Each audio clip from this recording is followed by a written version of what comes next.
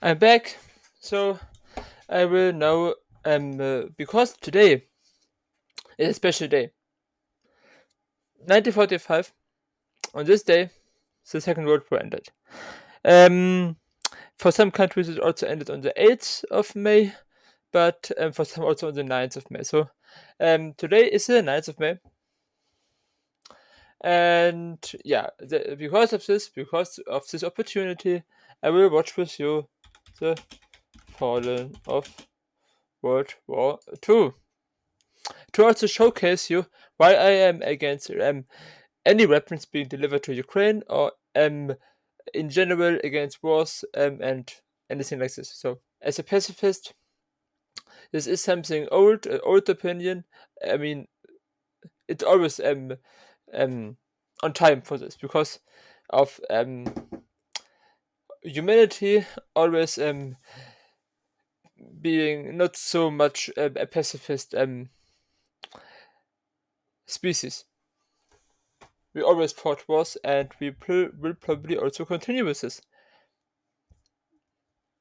As much as I am against this, but yeah, I am not all of humanity. I am just one small person who is against wars.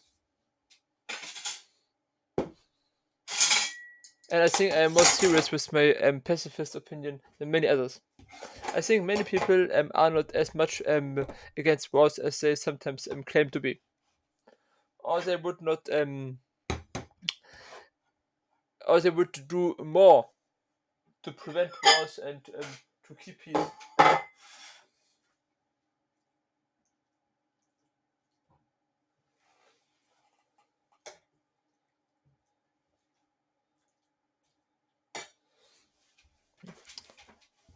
And it's not just that I think that, for example, Ukraine should have surrendered to Russia to prevent a war. Um, of course, also another option would be that Russia would not never have invaded Ukraine. Yes, but I mean, the Ukraine could have done more. Russia could have done more. For example, not attacking Ukraine. Yes, but this lack of responsibility on the Russian side doesn't doesn't give it's not a free it's not just because Russia did something wrong, it doesn't mean that Ukraine also could not have done more for peace. So, and if you say that now, how about Germany being attacked by Russia? And yeah, I would give the territory if Russia would have, for example, invaded certain parts of Germany, this certain parts to Russia, or not. I would not favor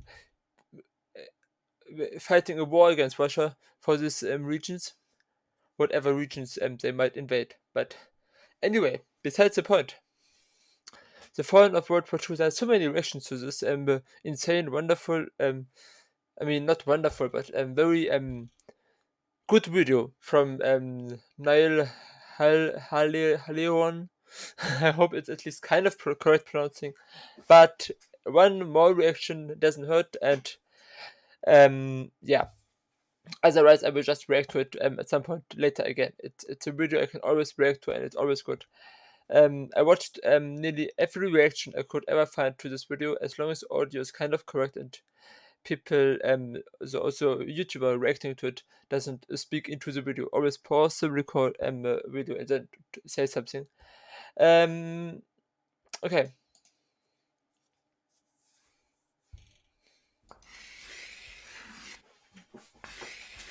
The average lifespan of an American is 80 years.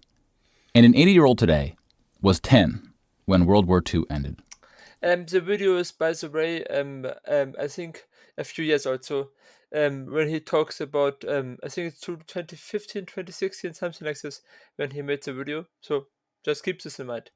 Um, 4 when it began. A soldier who saw battle would have to be in his late 80s at least today. Generals, political leaders, the decision makers of the war, few are still with us. And over the past few decades, we've seen authors and filmmakers rush to capture stories from survivors before this connection of memory is lost. I think we will reach soon. It's 2015, as I mentioned. I think we will soon where no where survivors of the Second World War don't live anymore. So we should even more keep the memories we already have written in books or in movies and preserve them very well to not forget this terrible event.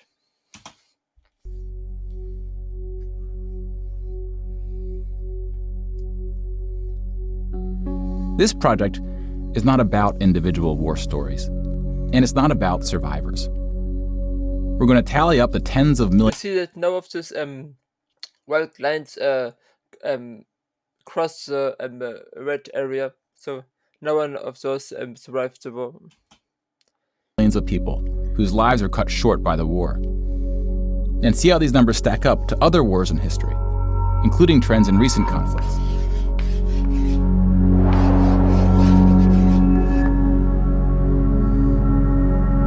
We'll be counting soldiers and civilians separately.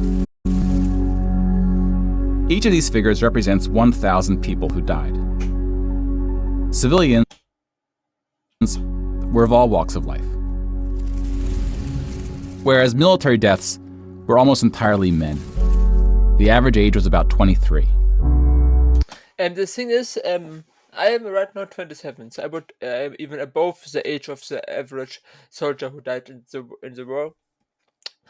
And when I imagine that I would, with 23, fought in this war, and I mean, it's a likelihood to survive this was very little. I mean, of course, in the East it was much worse than in the West, but still, not many people died. Millions of people died, and yeah, what a life. And everything just because some stupid governments were trying to have more territory, more power, more whatever.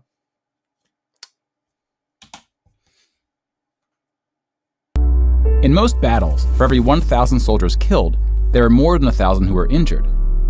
The word casualty can be confusing because in military speak, it often includes both deaths and injuries, and anything else that takes a soldier out of service. Here, we're just counting the deaths. And we'll begin with American soldiers.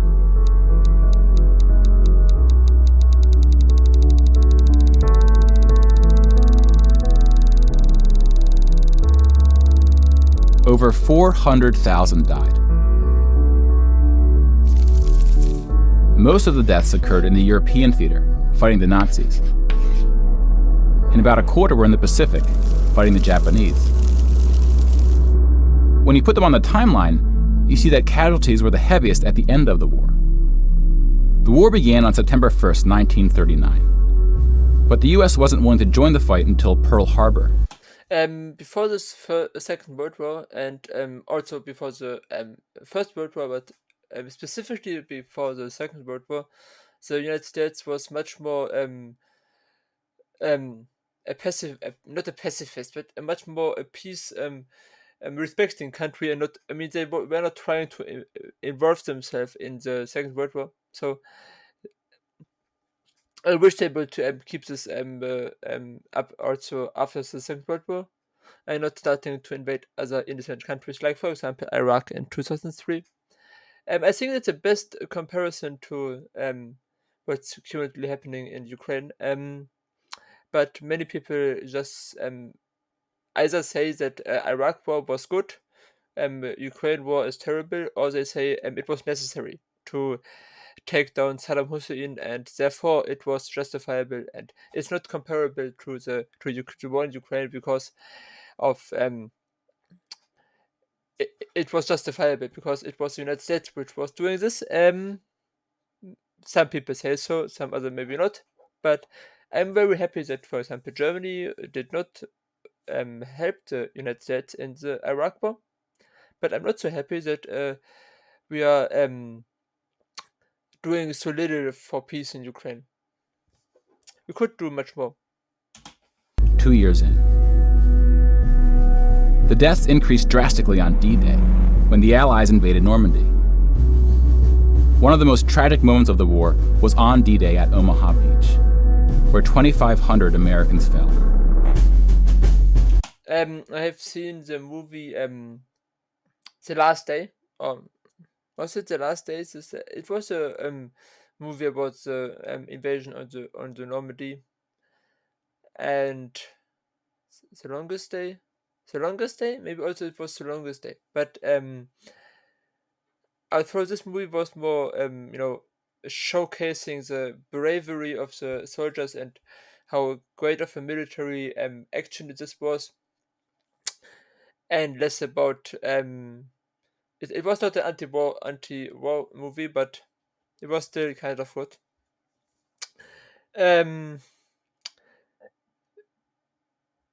but yeah, this was of course I have to be grateful for kind of for the invasion of Germany and the. But if there could have been an arrangement with the Nazis earlier to stop the war earlier, I would totally moment.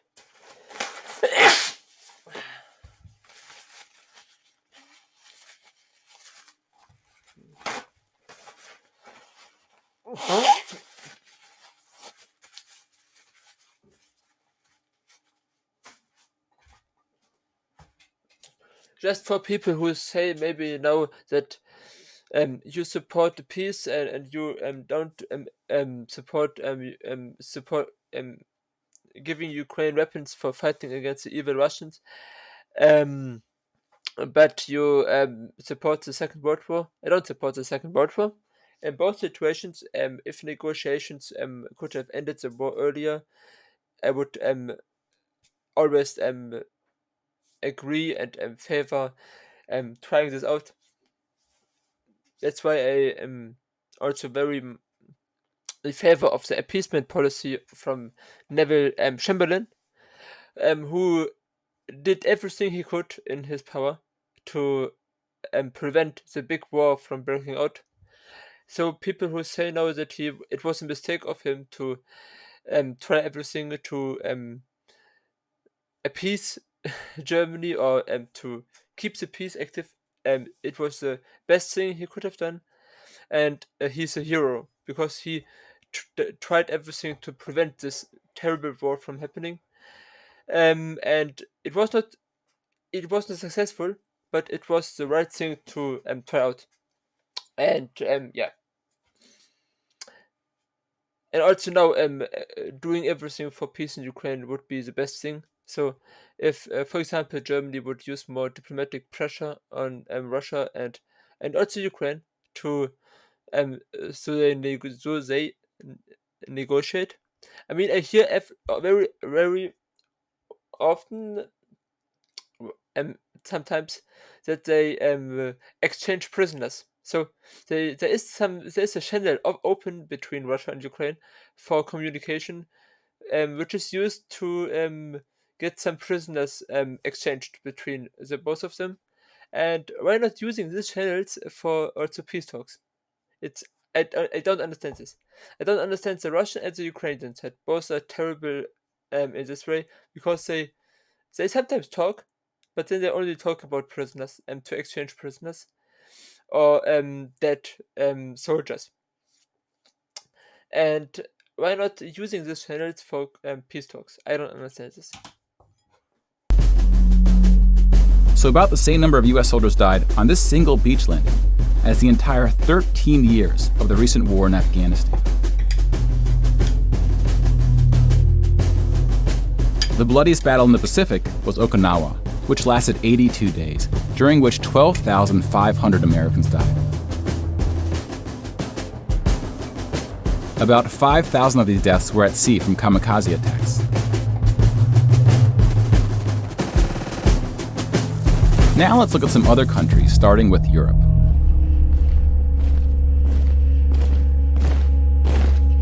Germany started World War II when it invaded Poland. Poland ultimately lost 200,000 soldiers in the war. Moment.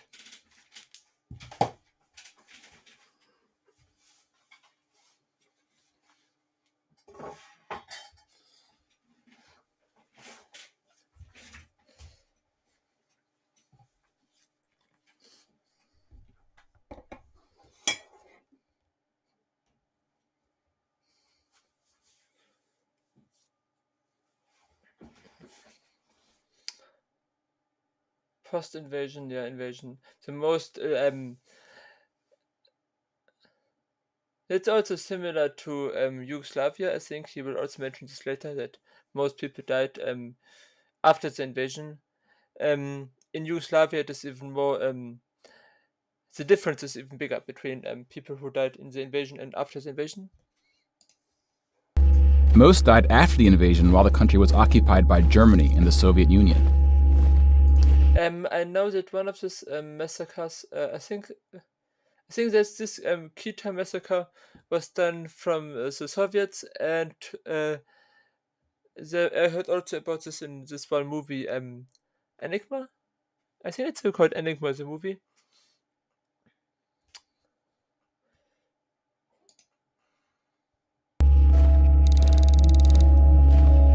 Germany, meanwhile, lost just 16,000 in the invasion of Poland. The Nazis went on to invade and conquer other countries, including Denmark, Belgium, the Netherlands, France, Greece, and Yugoslavia. France surrendered, but after losing 92,000 soldiers in the Battle of France. Over 200,000 ultimately fell, which includes deaths in POW camps, French colonies, and other fighting. Yugoslavia suffered almost 500,000 military deaths. The initial invasion brought relatively... You see here, just very few people died in the invasion, but then after it, tons more. And I think it also be through guerrilla fight and resistance. Every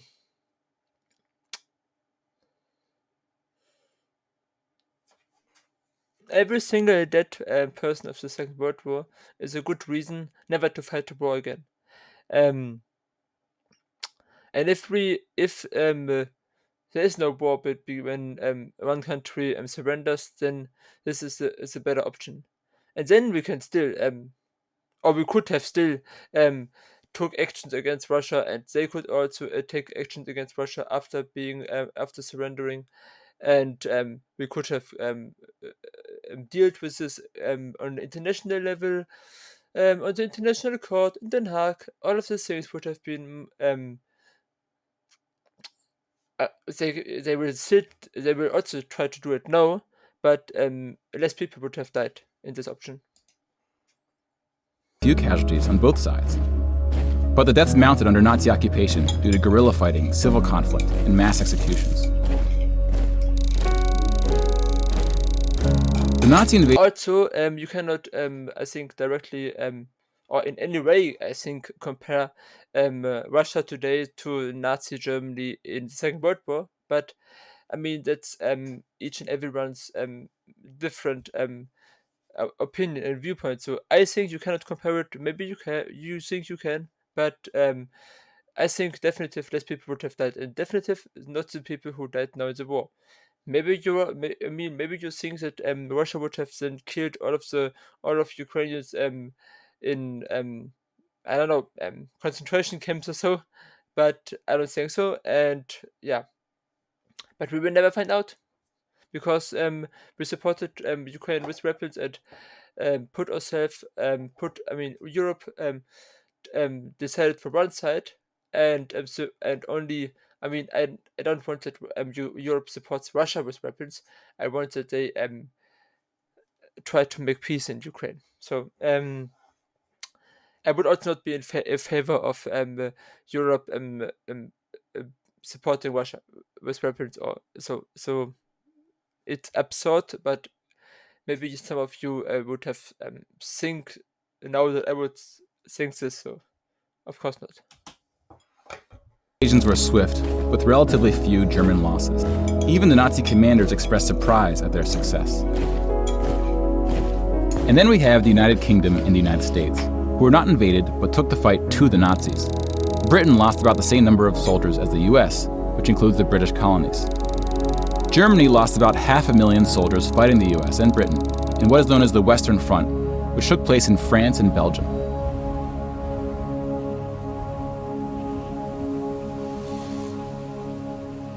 Yeah, the most Russians, the most people in the Second World War who died, and the most Germans, I think, also died in the Eastern Front against Russia, Soviet Union at this time, of course.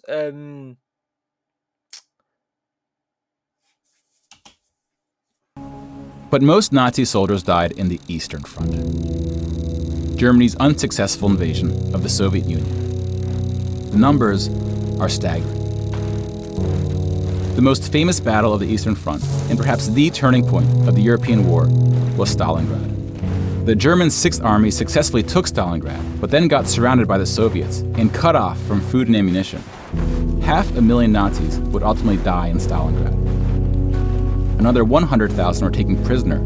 We should, on this day, today, also remember this. All of the Soviet soldiers and Soviet civilians that we murdered, or German soldiers, Nazi German soldiers murdered over 70 years ago. So 70 years ago, 45, 55 years plus 23, over 70 years ago. Yeah, because it's one of the, I mean, I think we are also in the wrong spot to criticize Russia for invading Ukraine. It is of course wrong, and we should also be able to say this, of course, but yeah, we should not support Ukraine. It's also for this reasons with weapons, because German weapons killing Russian soldiers, it has a bitter taste on the lips. To say this, that we support Ukraine with weapons and Ukraine kills Russian soldiers with it, and it remains wrong. You can say, I mean, I will upload it later on YouTube. That's why I say this so intensely. It is wrong what Russia did, but it's also it's kind of it especially for Germany to deliver weapons to Ukraine in this way. And yeah, it just seems wrong. But the whole entire war in general is terribly and wrong. So yeah, just disgusting. And that's what I think right now also about Russia and Ukraine. It's disgusting, both of them, that they continue with this, that they use their channels of communication for exchanging prisoners, releasing prisoners, but not for peace talks. I understand, kind of, in certain ways, I understand both sides. Um, for example, um, Crimea, and many people will 100% disagree with me on this take, but I think Crimea, I mean, if the people 2014 decided to join Russia, and you can of course say no, this referendum, the people, I mean, were lying, they were forced to choose this option. I don't know, but what you will say later on YouTube or um, right now on Twitch. But you can also repeat the referendum. I think it's clear that the people joined Russia and wanted this also. Because polls which were taken later after the referendum 2014 also showcased the same thing. But you can do it again if you want, and I will also agree to this. Um, but any kind of situation when they will just make peace talks, um, and stop fighting at first. That's the most important thing is ceasefire. If they were just at first stop fighting, it would be an insane step forward. And then in any kind of negotiations. So whether now these certain regions of nowadays Ukraine belong to Russia from now on, okay. If just Crimea belongs to Russia, or just the military harbor, or whatever arrangement they could make, everything would be better than the war. So,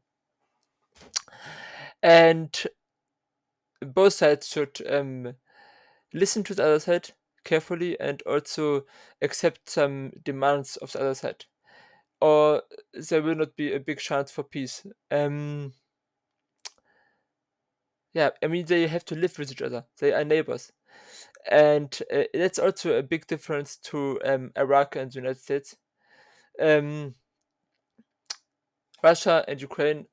sit on the world map right next to each other, so to a certain degree they have to live with each other. Anyway, let's continue. Of which 6,000 would ever return. POWs had a low survival rate throughout World War II, and it was particularly grim in the East. When you include these POWs, roughly the same number of Germans died in Stalingrad as all the Western Front fighting against France, the UK, and the US. And though Stalingrad was a victory for the Soviets, they suffered almost twice as many losses as Germany. By the way, if you disagree with me in any way, later also when I upload this on YouTube, just write it down in the comment. I am curious about your opinion. I will take them seriously as long as I don't say something like, hey, what about German cities being invaded by Russia? I mean, I take this also to a certain degree serious. I would give Russia the cities. I would not in any way fight for my country, for Germany. So, yes, but please be serious and try to understand both sides. I mean, I can just beg you to try at least. But yeah, let's continue. The Soviet Union would eventually defeat the once unstoppable German army, killing 2.3 million Nazi soldiers.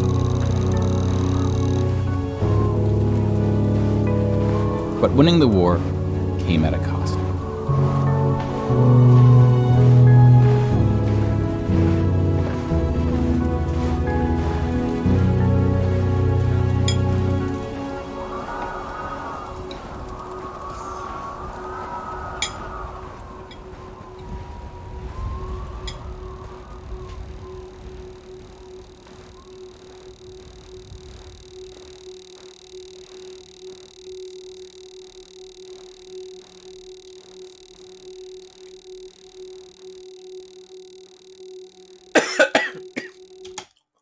I'm sorry. 8.7 million is the official tally by the Russian military, a hotly disputed number. Some studies have calculated as many as 14 million dead. To complete the count of European military deaths, we need to add German deaths from other fronts, including the North and Africa, as well as deaths from other Axis powers allied with the Nazis, Hungary, Romania, and Italy.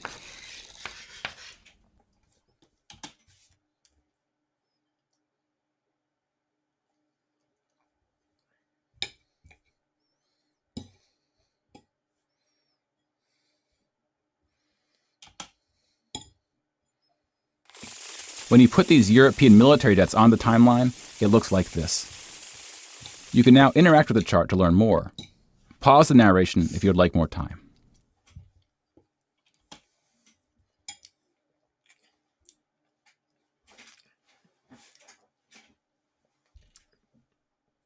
I recommend everyone to also take a look at this website. Also watch the videos yourself. I will have a link in the description. And also, just by the way, just for because there may be someone in the chat also on Twitch. Here is a link to the YouTube video. So take a look yourself if you want. And yeah, this video is the reason why I'm not. I mean, I'm also a pacifist with also this video, but this video is a very good example why it is the best thing to be a pacifist. And yeah. Ah.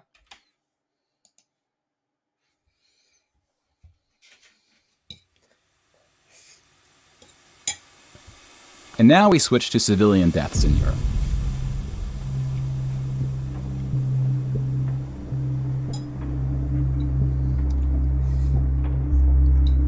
Six million Jewish people were killed in the Holocaust. If you separate this by country, you see that about half, 2.7 million, were Polish. 700,000 were Soviets, followed by Hungary and 17 other countries.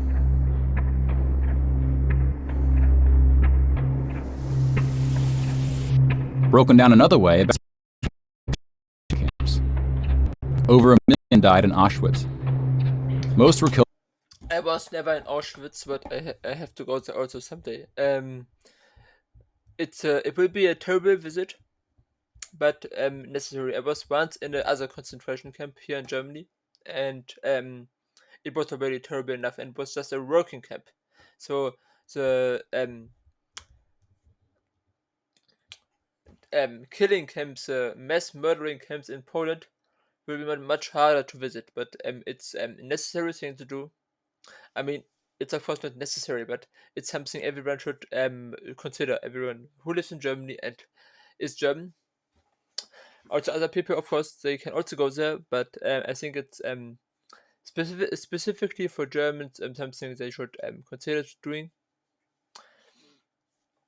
I don't say that anyone who is alive today and has nothing to do with it is in any way guilty of something, but I think every German has a responsibility to do everything in his or her power to prevent anything from this to have happen ever again in the world, as far as they are able to. But yeah, I have to go there someday. I had once opportunity and I didn't took it because I was too scared, maybe at the time, but I will do it maybe at some point when I have the opportunity.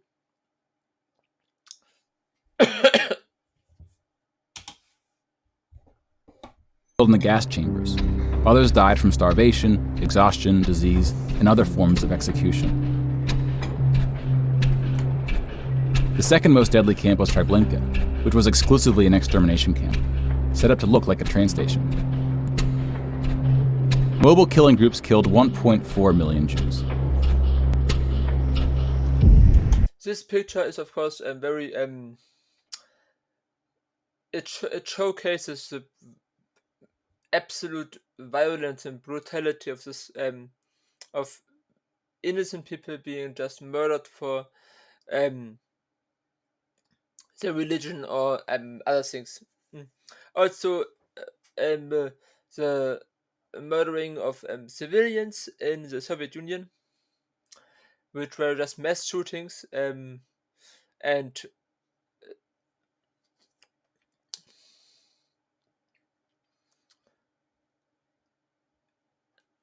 I think they also murdered people just through driving with the car and then putting the CO2 the how to say it in English, the stuff which is coming out on the back of the car, inside the car, where the people were put very tightly together, and then they were just all suffocating, and I think that's also what happened in Eastern Europe, and how they murdered many civilians. But it's just so unnecessary brutality, and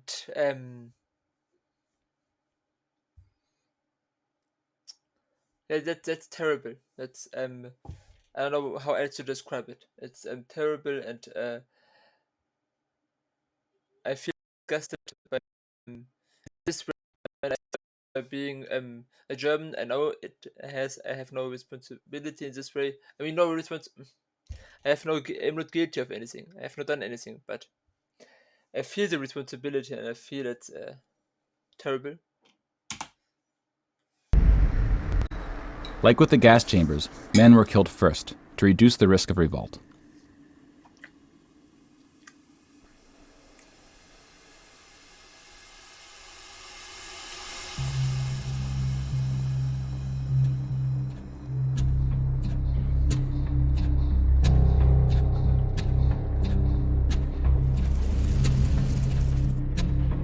The Holocaust also includes non-Jewish deaths. Between 130,000 to 500,000 Roma, then called Gypsies, were killed. The numbers are disputed.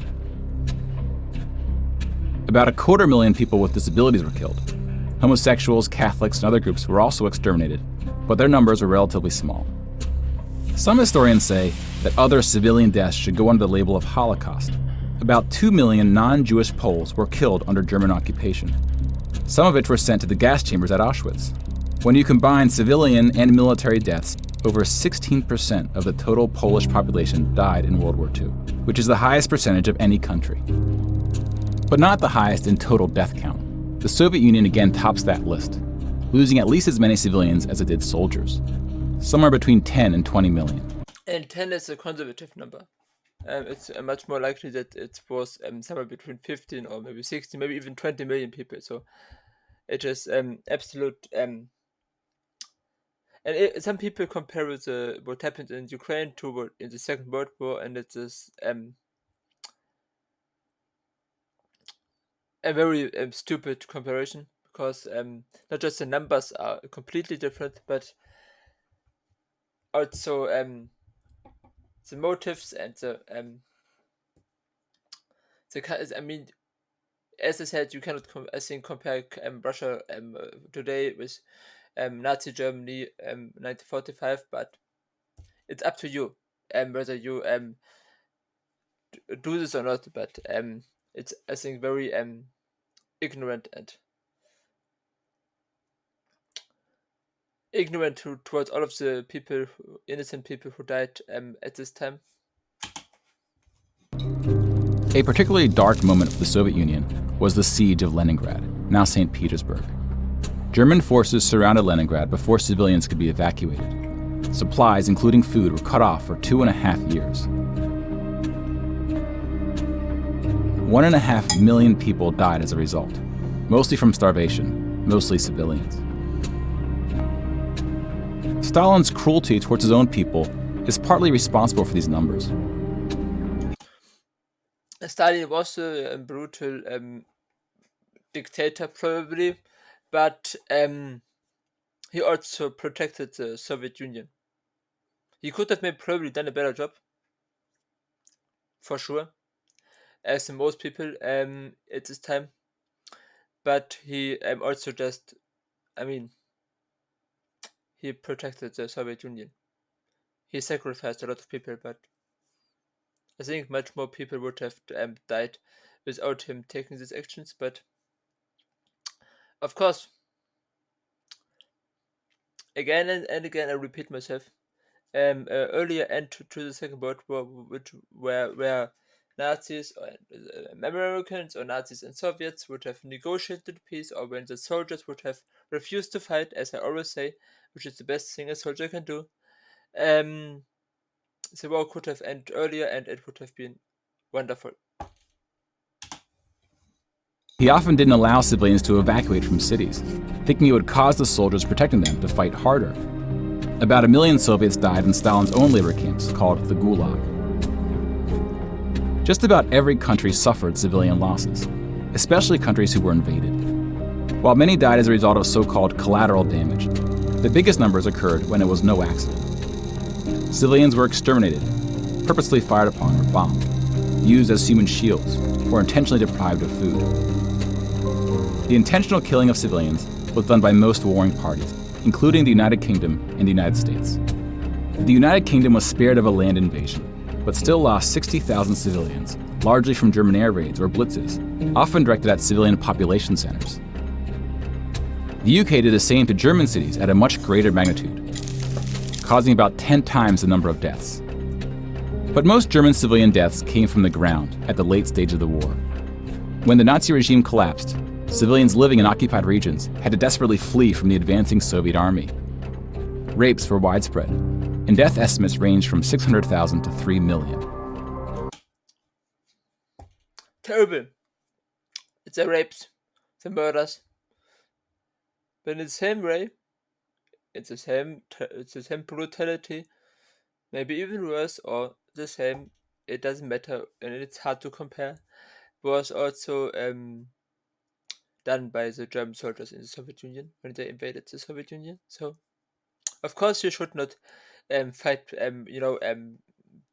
eye for an eye and hand for an hand. So, it is never good or in any way justifiable to do the same terrible things to I mean, if person A um, um when a person from of the family A kills a person of the family B, it is not okay for a person from family B to kill a person from family A, but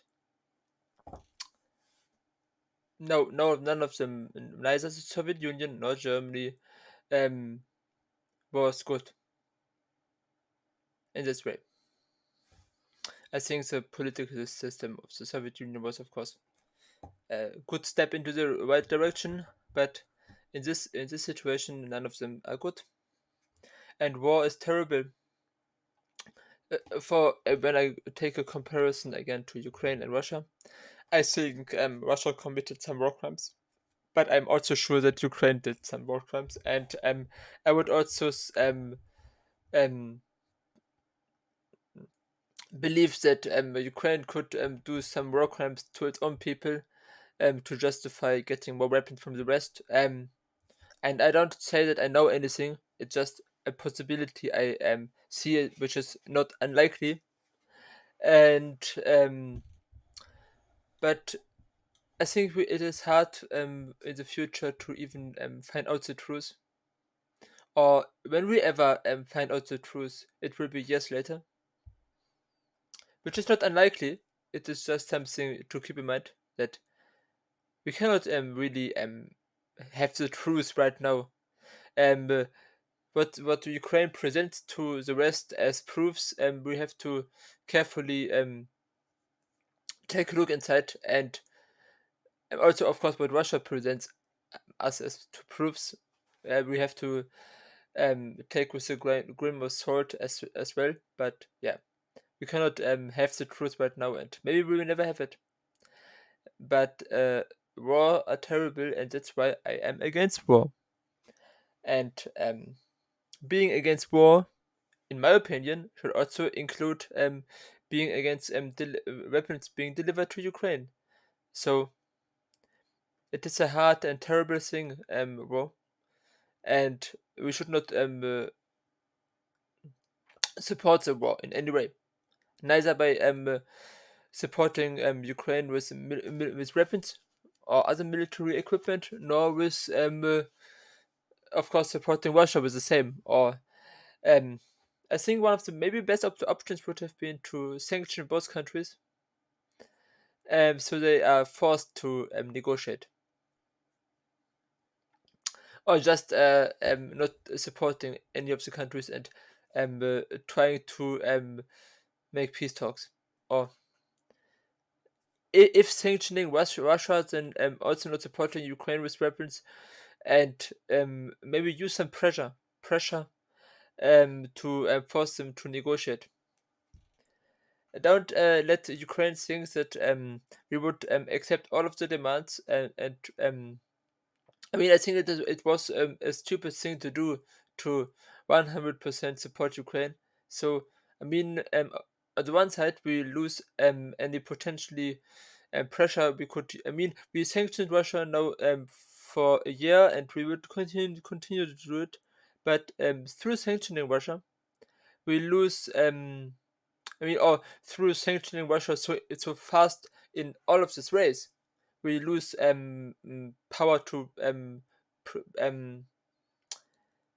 I mean, we use the ability to threaten with sanctions, kind of. So um, as long as we just threaten to sanction, and just are not sanctioned in all of this race, we had still some. As long as we were still buying, for example, oil from Russia, we had still the pressure, the power to um, this pressure to use. But now we don't have any leverage. Leverage is the right word on this anymore. Anyway, it doesn't matter. Um,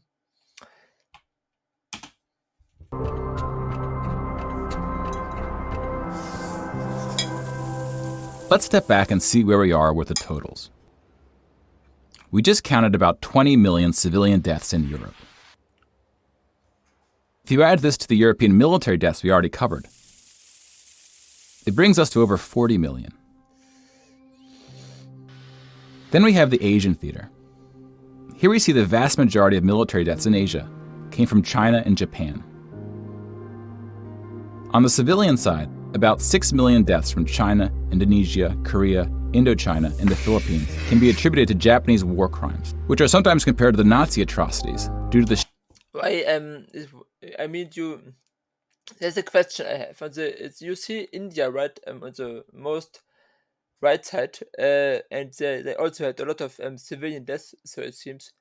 Where did they come from? From Japan or from other countries? I don't know.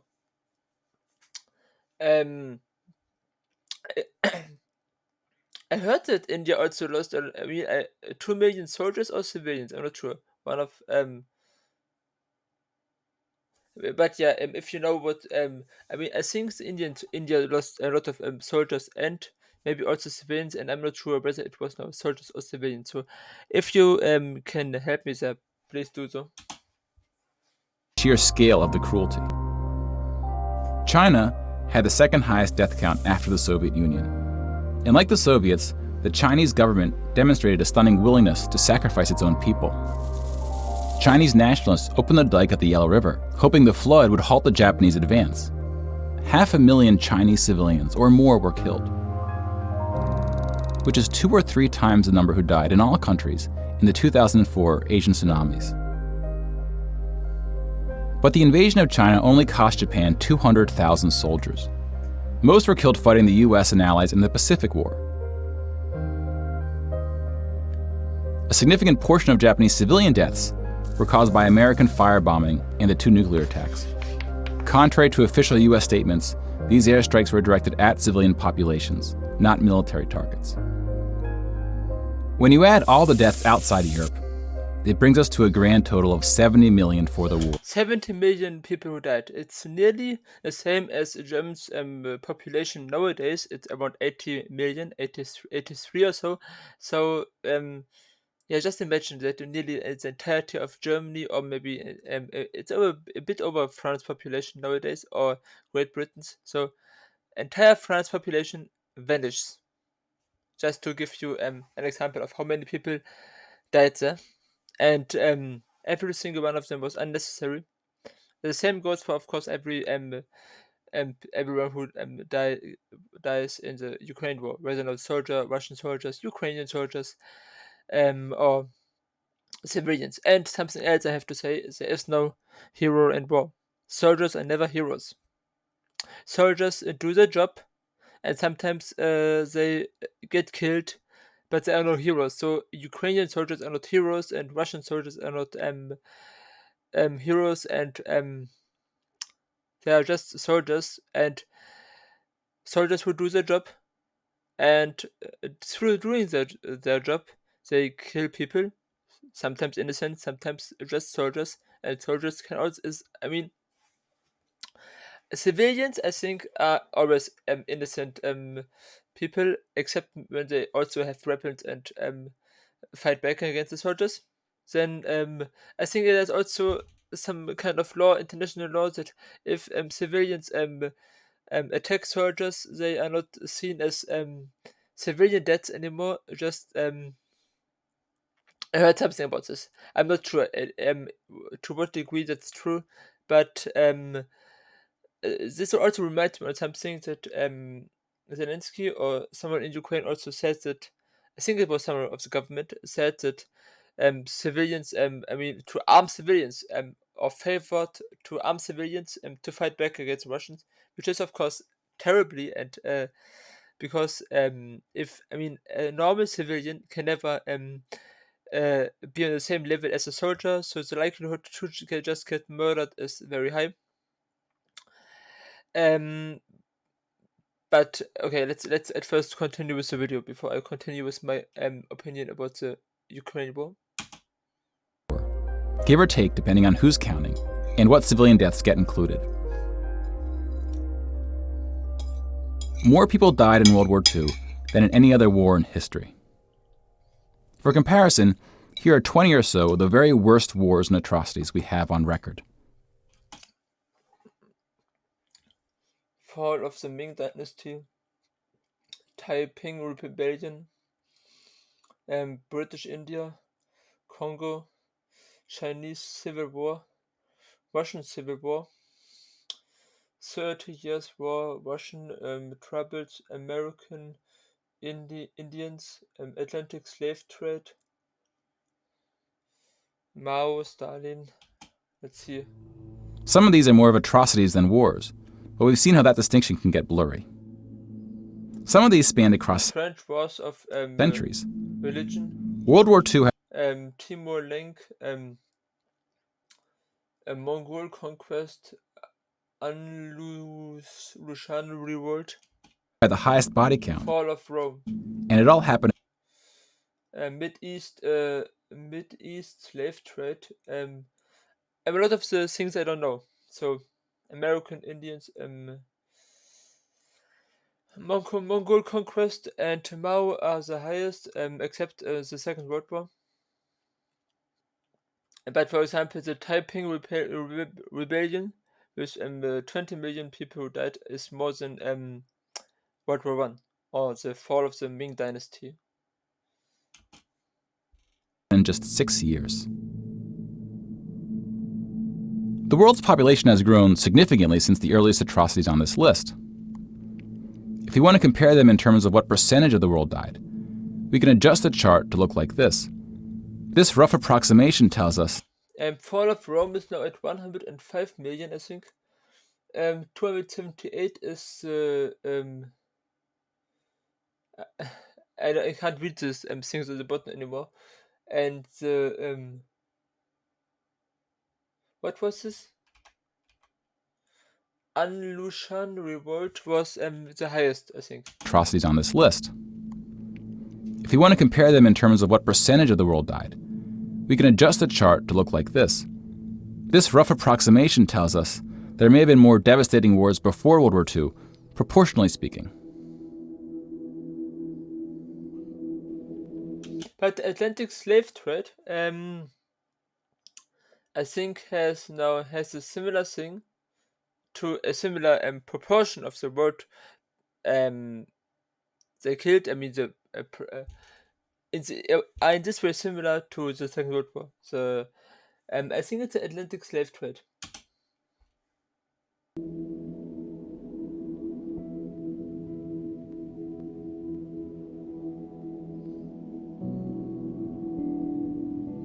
When we turn to post-war conflicts, it's hard to say anything that isn't controversial. But the data shows something quite extraordinary has been happening. In 1989, John Gaddis coined the phrase the long peace to identify the absence of conflict between the nuclear powers during the Cold War. 25 years later, the Cold War is over, and the term is still being used, although its meaning may have shifted. European countries have not fought each other, except for this 10-day war in 1956 when the Soviet Union invaded Hungary. When we look at European wars before World War II, it looks like this. They tend to be more frequent as you go back, though smaller in scale. And the largest 44 economies of the world have not battled each other since World War II. Rich countries have fought poorer countries, like the US versus Iraq. But rich countries have not fought other rich countries. Such a period of peace between the so-called great powers hasn't been seen since the Roman Empire. To many, peace is too strong of a word. Wars have occurred since World War II, and they can be grouped into these 4 categories. We don't see colonial wars anymore. We've already noted that interstate wars between rich countries have not occurred at all. And here we see wars involving And of course, smaller countries and like in 2000, around 2000, you see the small little things here. I think that's US invading Iraq. smaller economies have tapered off. That leaves civil wars of 2 types, with and without foreign intervention. And this is what these battle deaths look like alongside of World War II. More people died fighting in World War II than in all the wars since. And again, we can't forget about world population, which has almost tripled since World War II. If we scale these numbers to show deaths in proportion to world population, showing the likelihood that a person on Earth dies in battle, the downward trend becomes even more pronounced. Now, this isn't to infer anything about why this trend is occurring. That's a discussion for another day. You can now interact with this chart to explore what conflicts are behind the totals. Now bear in mind we're just looking at battle deaths here, not civilian deaths, but those too are in decline. Peace is a difficult thing to measure. It's a bit like counting the people who didn't die in wars that never happened. We give such importance to the word peace, but we don't tend to notice it when it occurs or report on it. Sometimes it takes reminding ourselves of how terrible war once was to see the peace that has been growing around us. Of course, this trend may not continue, and it's not clear how looking at these charts can help us make the right decisions to ensure that it does. But the longer the long peace grows, the more significant it becomes. So if watching the news doesn't make us feel hopeful about where things are heading, watching the numbers might.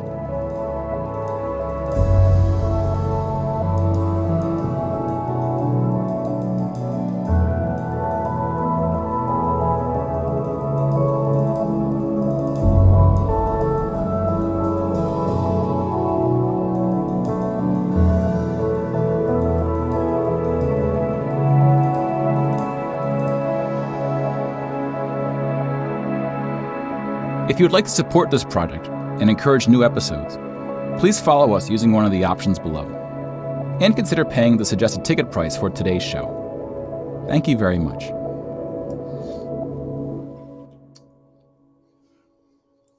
I will definitely at some point also support him on Patreon. He definitely deserves this very much, and I can only encourage you to also watch this video and to recommend it to other people you hear talking about this war. I am referring not to the war in Ukraine, but also other wars, of course, because any war, it's a good thing for any people who support any war, because whatever war we are talking about, peace is always a better option, and to reach this peace, I think you cannot take enough steps and you cannot do enough or too much. So there's nothing like doing too much for peace. Or I mean you could give me any example, and you can give me examples if you want. I will always defend peace. So you will never hear me support any war. Also, some other things I want to mention here and say in this episode. I'm against conscription in general and in any country. Forcing anyone to fight in a war is against any human rights. In my opinion, I would not. I would not. I would. I would never fight for Germany or any other country. I will do other things for certain countries or for certain ideologies, but I will not fight. I will not risk my own life for anything like this. I will defend, for example, my girlfriend whenever it is necessary, but I will not fight in a war for a country. I don't care enough for Germany. I like Germany in this way because I live here and it's all very nice and so, but I would not fight for Germany. Never. So whether now in the Netherlands attack us, or Denmark, or Czechia, or Poland, or France, Switzerland, or any country in the world, I would always surrender. And if I don't like the country, I mean, if then, for example, Sweden attacks us and forces everyone to speak Swedish, and German as a language is forbidden, then I will probably leave the country because at first I don't. I mean, I have nothing against Swedish, but I like speaking German because it's my mother language, of course. But